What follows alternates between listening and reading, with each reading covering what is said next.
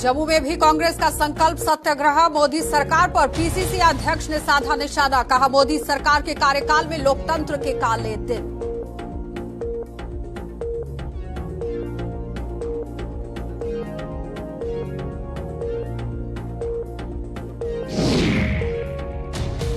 भलवाल में भी हो रहा सेब का उत्पादन। सेब की फसल देखकर किसान हुए गदगद। सेब से उत्पादन बना यहां क्षेत्र में चर्चा का विषय।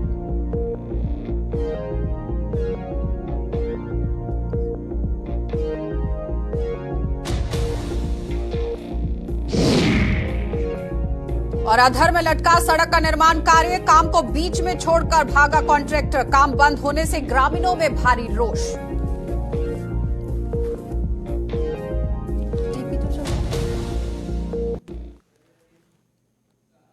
नमस्कार, बुलेटिन में आपका स्वागत है। मैं हूं आपके साथ आशा सरमाल। चलिए शुरुआत करते हैं जम्मू कश्मीर से जुड़ी खबरों की। सबसे पहले आपको दिखा देते हैं कि कांग्रेस पार्टी किस तरह से धरना प्रदर्शन कर रही है और मोदी सरकार के खिलाफ लगातार लामबंद होती हुई नजर आ रही है। राहुल गांधी की सदस्यता को जिस तरह से रद्द कर दिया गया, उसके बाद ही आप देखिए किस तरह से यहां पर काम जो है वो कांग्रेस पार्टी की तरफ से किया गया है। और आपको ये भी बताते चले कि राहुल गांधी की लोकसभा सदस्यता रद्द करने के खिलाफ कांग्रेस देश भर में संकल्प सत्याग्रह कर रही है। और जम्मू में भी प्रदेश कांग्रेस कमेटी ने राहुल गांधी की सदस्यता रद्द करने के विरोध में सतवारी में गांधी चौक में ही संकल्प सत्याग्रह किया है। और सत्याग्रह की आगाही कर रहे जम्मू कश्मीर प्रदेश कांग्रेस कमेटी के अध्यक्ष विकार रसूलवानी ने मोदी सरकार पर निशाना साधते हुए कहा कि मोदी सरकार के कार्यकाल में यहां लोकतंत्र के काले दिन चल रहे हैं। उन्होंने कहा कि विपक्ष की आवाज को यहां दबाया जा रहा है, उन्हें फर्जी मुकदमों में फंसाया जा रहा है। और यही नहीं, उन्होंने पीएम मोदी पर निशाना साधते हुए कहा कि देश के हर संस्थान पर पीएम मोदी ने कब्जा किया हुआ है। जम्मू कश्मीर को लेकर भी यहां पीसीसी अध्यक्ष ने मोदी सरकार को आड़े हाथों लिया है। मुझे लगता है कि डेमोक्रेसी के काले दिन आज मोदी राज में चल रहे हैं। आपने देखा किस तरीके से राहुल गांधी की जो मेंबरशिप है, पार्लियामेंट मेंबरशिप है, वो कैंसिल की गई, एकदम उसको डिसमिस किया गया पार्लियामेंट से। और जो फर्जी केस उस पर लगाया गया, और इस वक्त अपोजिशन को पूरा दबाया जा रहा है, पूरे मुल्क में दबाया जा रहा है। हर एक अपोजिशन लीडर को परेशान किया जा रहा है। स्टेटों में किस तरीके से गवर्नमेंटें उखाड़ी जा रही हैं, किस तरीके से पैसों से गवर्नमेंटें बदली जा रही हैं। तो आज जो कांग्रेस पार्टी यहाँ बैठी है गांधी जी की स्टैचू के नीचे सतवारी चौक में, हमारे फुल डे आज यहाँ पे सत्याग्रह है और पूरे ऑल इंडिया में है। इसलिए मोदी सरकार के खिलाफ जो आज अनडिक्लेयर्ड इमरजेंसी जो है मुल्क में चल रही है, अपोजिशन को दबाया जा रहा है। हर एक संस्था जो है मोदी जी ने अपने कब्जे में करके रखी है।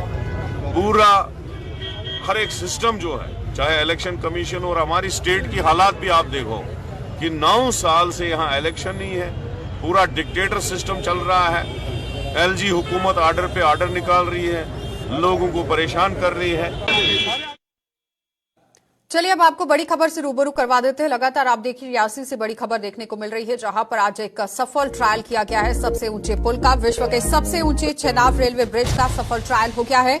और रेल मंत्री अश्विनी वैष्णव का दावा है कि इस घाटी में यहां पर इस साल ही ट्रेन जो है वो पहुंचेगी। इस साल के अंत तक इस ट्रेन को पहुंचाने की कवायद जो है वो शुरू कर दी गई है। 28,000 टन स्टील के इस्तेमाल से ही यहां पर सबसे ऊंचा ब्रिज जो है वो बनाया गया है। इस वक्त की बड़ी अपडेट जम्मू से देखने को मिल रही है, जहां पर आप देखिए रियासी में किस तरह से एक सफल ट्रायल किया गया है। केंद्रीय रेल मंत्री अश्विनी वैष्णव रविवार यानी कि आज यहां आप देखिए रेलवे परियोजना का जायजा लेने के लिए रियासी के अंदर पहुंचे थे, जहां पर सफल ट्रायल कर लिया गया है। सबसे ऊंचे चेनाब रेलवे ब्रिज का आज सफल ट्रायल हो गया है। और रेल मंत्री की तरफ से एक बड़ा दावा सामने रखा गया है कि इस साल के अंत में ही रेलवे जो है वो कश्मीर तक पहुंचेगी। साफ तस्वीरों में आप देख सकते हैं किस तरह से वहां पर पूजन किया गया है पहले, और उसके बाद एक सफल ट्रायल किया गया है। महत्वाकांक्षी अगर बात की जाए तो आप देखिए उधमपुर श्रीनगर बारामूला रेल लिंक परियोजना पर बक्कल और कोडवी जो रेलवे स्टेशन है उसे ये चेनाब दरिया पर बने हुए विश्व के सबसे ऊंचे रेलवे पुल पर ट्रेन को दौड़ाने के पहले ट्रायल को आज सफल देखा गया है।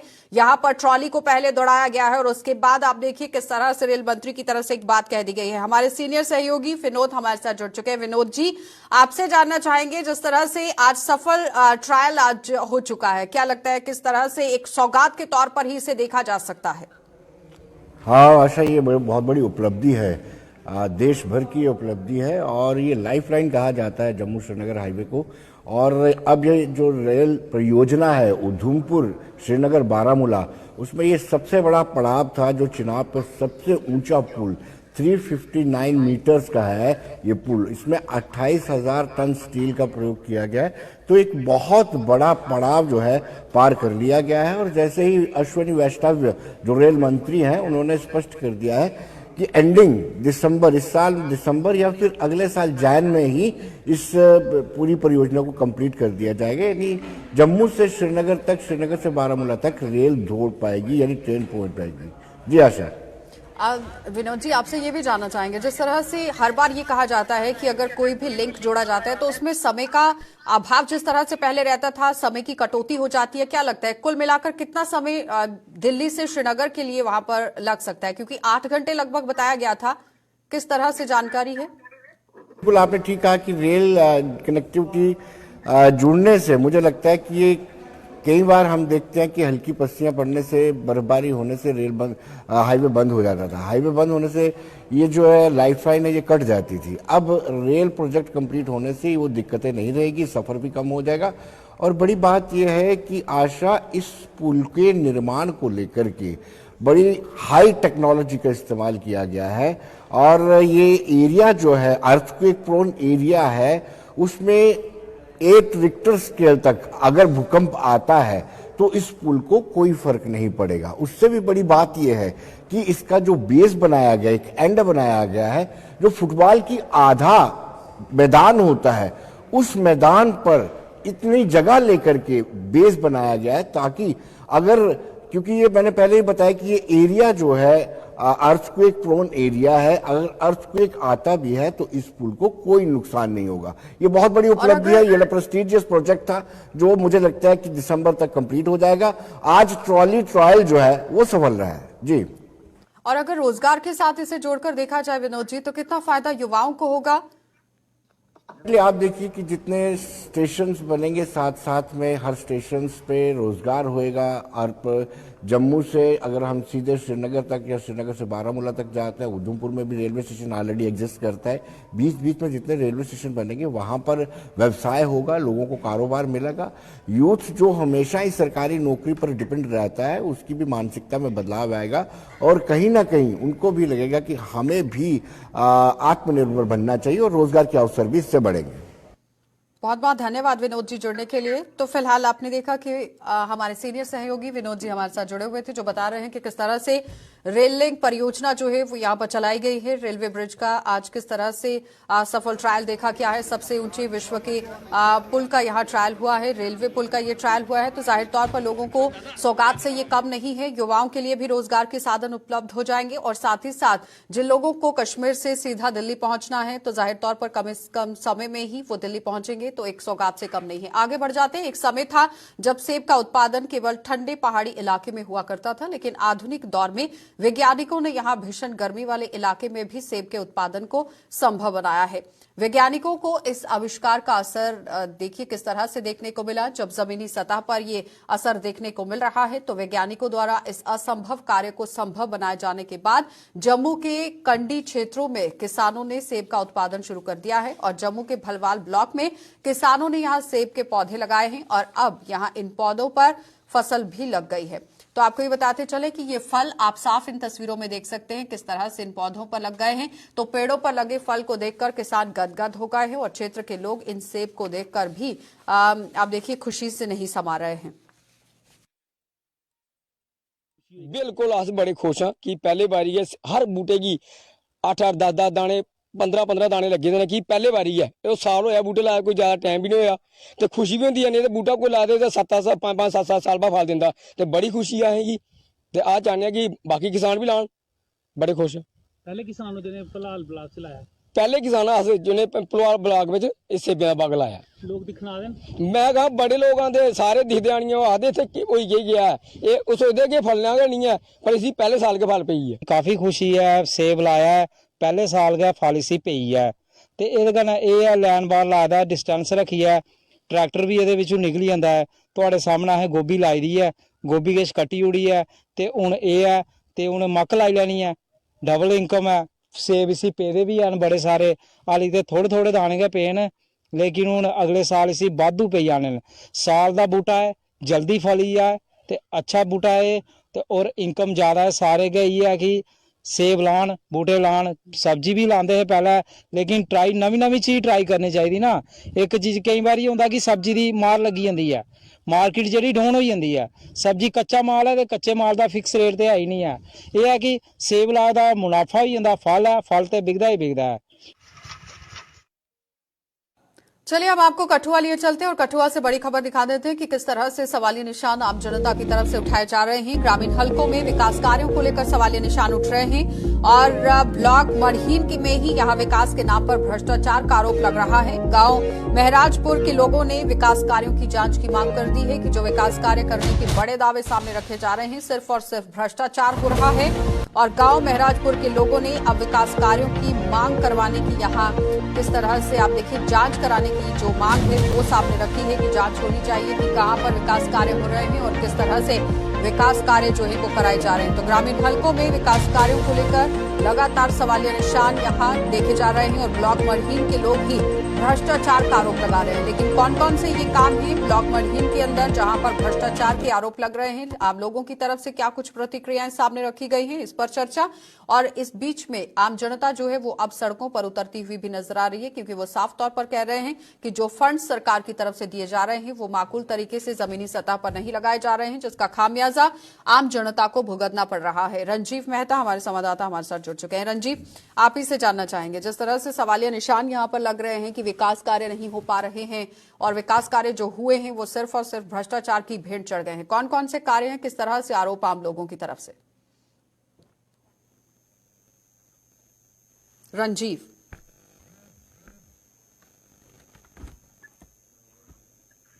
रंजीव आवाज आ रही है? चलिए बताइए किस तरह से भ्रष्टाचार के आरोप लग रहे हैं, कौन से काम हैं और कैसा भ्रष्टाचार वहां पर हुआ है? अच्छा, मैं आपको बताऊं कि ये जो सड़क का निर्माण है, दो मिराजपुर की कॉलोनी, आवाज डबलिंग आ रही है मैम। और अब आ रही है? रंजीव, मुझे सुन पा रहे हैं आप? एक बार फिर से रंजीव से संपर्क साधिए जरा, और उसके बाद ही यहां पर जानकारी जो है वो हासिल करेंगे कि किस तरह से जिला कठुआ के मढ़ीन ब्लॉक में लोगों की तरफ से विकास कार्यों को मद्देनजर रखते हुए सवालिया निशान लगा दिया गया है।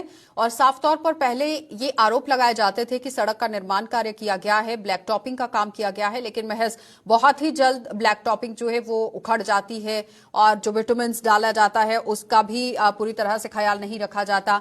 तो कई तरह के आरोप थे, लेकिन ब्लॉक मढ़ीन के अंदर आप देखिए किस तरह से आरोप जो है वो लगाए जा रहे हैं। क्या सड़क को लेकर ही आरोप है या फिर? रंजीव, अब आप मुझे सुन पा रहे हैं? रंजीव, मेरी आवाज आ रही है? हाँ, बिल्कुल आ रही है। अपनी बात रखें जी। मिराजपुर का गांव है। अच्छा, मैं आपको बताऊं कि ये बॉर्डर का इलाका है और मढ़ीन तहसील का एरिया है और यहाँ पे ग्रामीण विकास विभाग की तरफ से कपेक्स बजट के अंतर्गत करीब 5 लाख रुपए से 2 गलियां जो है गांव की, उनमें वहां पे ब्लैक टॉप किया गया। जो पिछले दिनों बारिश हुई, उस बारिश में ही वहां पर ब्लैक टॉपिंग का तारकोल डालने का काम किया गया, जो वहां पे बिल्कुल भी लोगों के घरों तक बिल्कुल भी नहीं है और गुणवत्ता पर लोगों ने सवाल उठाए हैं। और जो बोर्ड लगाया गया है उसके मुताबिक वहां पे एक गली का निर्माण होना था और वहां पर उसके साथ वहां नाली बनी थी, पर वहां पर लोगों ने हमें बताया, जब हम भी पहुंचे तो देखा तो वहां पर नाली का कोई वजूद ही नहीं था। तो इस तरह की जो विकास के कार्य जो ग्रामीण विकास विभाग की तरफ से किए जा रहे हैं उसको लेकर लोगों में काफी रोष है और उन्होंने सवाल उठाए हैं कि इतनी राशि जो लोगों के टैक्स की राशि है जिससे गाँव में विकास किया जाना था, लेकिन ये विकास के नाम पर जो काम किए जा रहे हैं ये बिल्कुल क्वालिटी के नहीं है। क्योंकि ये जो गली जहाँ पे बारिश में उन्होंने तारकोल वहां पे बिछाई है, वो क्योंकि तारकोल बिछाने के लिए एक प्रॉपर टेम्परेचर की जरूरत होती है और खासकर गर्मियों में इसको बिछाया जाता है जहाँ सूखा मौसम हो, जब खुश्क मौसम हो तब बिछाया जाता है, तभी जाकर ये रंजीत, ये सा- सिर्फ सा- मड़िहान इलाका ही नहीं है, जिला कठुआ की बात ही नहीं है। हर एक जगह पर आप देखिए, जहां जहां पर ब्लैक टॉपिंग हुई, लोगों की तरफ से आरोप लगाए गए कि सही समय का इस्तेमाल नहीं करते हुए यहाँ बिटुमेन जो है वो डाला गया है, ब्लैक टॉपिंग की गई है जो समय से पहले ही उखड़ गई है। क्या किसी आला अधिकारी से कोई बातचीत हुई? पीडब्ल्यूडी विभाग से संपर्क साधने की कोशिश की गई? जी, ये ग्रामीण विकास विभाग की तरफ से की गई है। एसीडी से मैंने बात करने की कोशिश की तो उनका फोन जो है, आज संडे है तो वो फोन उन्होंने उठाया नहीं। लेकिन मैंने और भी एक तो जो छोटे अधिकारी हैं, कर्मचारी हैं, उनसे बात की तो वो उन्होंने कहा कि हम इसको यहाँ पर बाइट देने के वो ऑथराइज नहीं है। लेकिन उन्होंने दबी जुबान में कहा कि कहीं ना कहीं इस जो ये काम हुआ है इसमें गुणवत्ता का ख्याल नहीं रखा गया है, जिसके कारण लोगों को उसका गली का निर्माण का पूरा फायदा नहीं मिलेगा। और 2 गलियां हैं, नाली का वहाँ पे कोई जिक्र वहाँ पे है, ग्राउंड पे है नहीं, लेकिन जो वहाँ पे बोर्ड लगाया गया है उसके ऊपर लेन और ट्रेन दोनों का वहाँ पे जिक्र है, जिसको लेकर लोगों में खासा रोष था।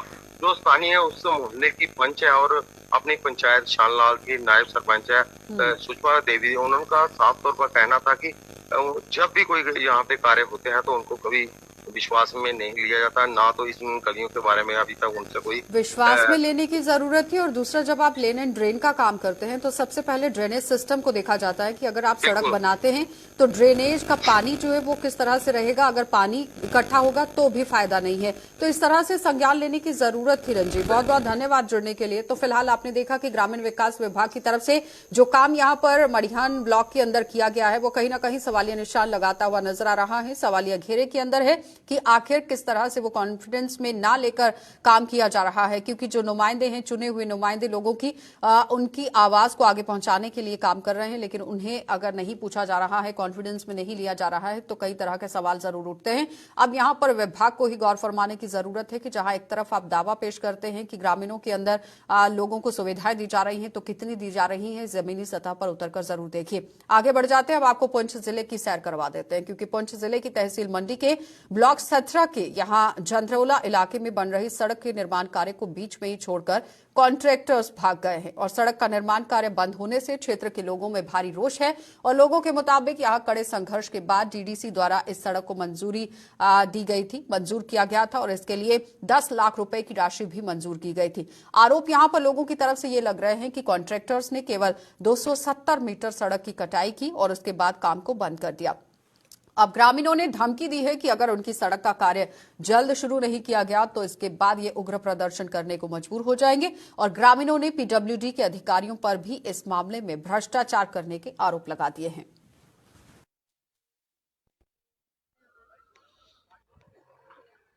रोड इस वक्त ये हालात है, आगे कोई मौका दे है, कोई आगे जेई देखा, जेई पैसा खा बैठ गया, जेई थोड़ा दे है वो। अब तो इसको फायदा था इस वक्त हमारा इस महला सारा ना फायदा था वार्ड नंबर 4 ना, लेकिन बंदो कम करना जो है वो नस गया, हम कम फायदा लिया। इसकी जांच होनी चाहिए, पैसों खा रहा है वो दफ्तर में लिखे तो दफ्तर में जो गड़ाने रखें। जामिया हम यह अपील करा कि हमारी रोड को हल है, नहीं तो हम हाई लेवल तो हम हमारी हाल इस तरह रहेगी। 1 किलोमीटर थी रोड और 270 मीटर निकली है टोटल। तो लोगों को कुछ फायदा बिल्कुल नहीं है, क्योंकि लोगों के पास रोड पुजी नहीं है, तो अभी तक फायदा बेनिफिट क्या होगा सर? ग्रेड रोड का बिल्कुल नहीं, मशीन रातों रात वापस लेके वो ग्राउंड लेवल पे काम तो कुछ नहीं हुआ सर, क्योंकि 10 लाख का टेंडर था। 1 किलोमीटर रोड लेंथ 1 किलोमीटर की लेंथ थी, लेकिन उसमें 270 मीटर निकाली है। इंक्वायरी होनी चाहिए सर इसकी। जो ठेकेदार है जेई है, जो उसने भी पैसे लेके बिल पास कर दिए सर, ऐसे पता नहीं, तो लोगों के साथ फ्रॉड हो रहा है, बिल्कुल धोखा। अगर इसकी वेरिफिकेशन ना हुई तो हम बड़े पैमाने पे प्रोटेस्ट करेंगे। डीडीसी की तरफ तो हमने यहाँ रोड मिली थी और रोड या पीडब्ल्यूडी ने करनी थी, 1 किलोमीटर रोड करनी थी, तो रोड कटी 270 मीटर काट गया रोड। महकमा ने और ठेकेदार ने मिल गए, इसको हमारा कोई समझ नहीं लगी कि रोड तो हमने देख ली सर, रोड किस हिसाब की कटी है। हमने इस तो पहला भी कंप्लेन करी, इससे कंप्लेन की डीसी तक डी तक हमने कंप्लेन की, हमारा कोई हल नहीं हो। लोगों की मांग थी वार्ड नंबर 4 में रोड का ही नहीं है, मांग थी लोगों ने कि हमारी रोड होनी चाहिए। हमारी यह अपील है कि कोई अफसर आ गया, मौका और अफसर आ गया, इसकी जांच करे। अगर इसकी जांच नहीं हो से ना हम इसको प्रोटेस्ट जो हमारा ये जारी रहे वो।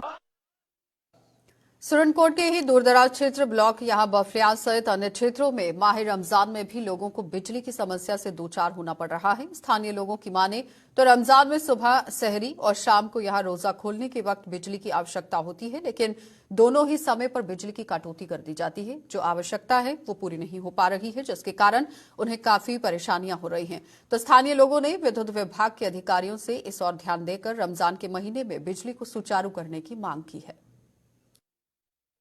हमारे जो पिछला जो भी है ब्लॉक बफलियाज में जितना भी पिछला एरिया पड़ता है, जिसमें बफलियाज है, मड़ा है, जैसे सैला है, रामगला है, डुगरिया पशाना के लोग हैं, हम लोगों को लाइट की ये 2 हफ्ते से बहुत ज़्यादा प्रॉब्लम हो रही है। आज भी रात को हम जब से रोज़ा खोलने का टाइम हुआ हमारी लाइट बंद हो गई। सुबह हम जैसे सरगी खाने के टाइम में उठे तब लाइट बंद हो गई। माह रमज़ान का महीना है, माह रमज़ान के महीने में हर चीज़ की सहूलियत मिलती है। खासकर तो हम लोगों की ज़्यादा लाइट की प्रॉब्लम रहती है, क्योंकि लाइट की ज़रूरत होती है रमज़ान में। तो रमज़ान में अगर किसी गरीब आदमी के पास अगर लाइट नहीं है तो वो कैसे उठ के खाना खाएगा, कैसे वो उसको पता चलेगा कि मैं सही खा रहा हूँ या नहीं खा रहा हूँ। लिहाजा मैं डीसी साहब से अपील करना चाहता हूँ कि जो भी दराबा स्टेशन पे आदमी हैं उनको अगवा किया जाए कि ये जो रमज़ान के महीने में लाइट कट करते हैं या कोई भी ऐसा काम पहले भी ऐसा होता है रमजान के महीने में? रमज़ान में महीने में ज़्यादा इन्होंने शुरू कर दिया, पता नहीं क्या बात है। तो मैं डीसी साहब से अपील करना चाहता हूँ कि इसको फौरन इनको बुलाकर, इनको ज़रा जो भी एजेई है उनको बुलाकर कहे कि ये लाइट का जो भी मसला है इसको हल किया जाए, वरना हमारा रमज़ान में अगर ये हाल होगा तो हम लोगों का जीना मुश्किल है। शुक्रिया आपका और आपके चैनल का। सर मेरा नाम बाबर अहमद है जी, मैं सैला का रहने वाला हूँ जी। सर मेरी इंतज़ामिया से ये गुजारिश है कि सहरी, हमारा रमज़ान चल रहा है, सहरी के टाइम हमें लाइट नहीं होती, ना शाम को लाइट होती है। क्या हम इसके काबिल नहीं हैं? इंतज़ामिया से हमारी ये गुजारिश है कि थोड़ा इस पर गौर किया जाए, हमें लाइट दी जाए। ना रात को लाइट होती है, ना सुबह लाइट होती है। 360 रुपये, 320 रुपये, 340 रुपये पर महीने के आते हैं। जब लाइट ही नहीं है तो किराया किस चीज़ का? क्या अपील करेंगे सरकार से? हम सरकार से यही अपील करना चाहते हैं कि थोड़ा गौर कीजिए, थोड़ा नज़र दीजिए कि हमारी लाइट क्यों नहीं चल रही है, क्यों नहीं लाइट चल रही है, हमारी वजह क्या है? हमें बहुत परेशानी हो रही है। चलिए बुलेटिन में फिलहाल इतना ही। देश और दुनिया की खबरों के लिए आप बने रहिए गुलिस्तान न्यूज के साथ।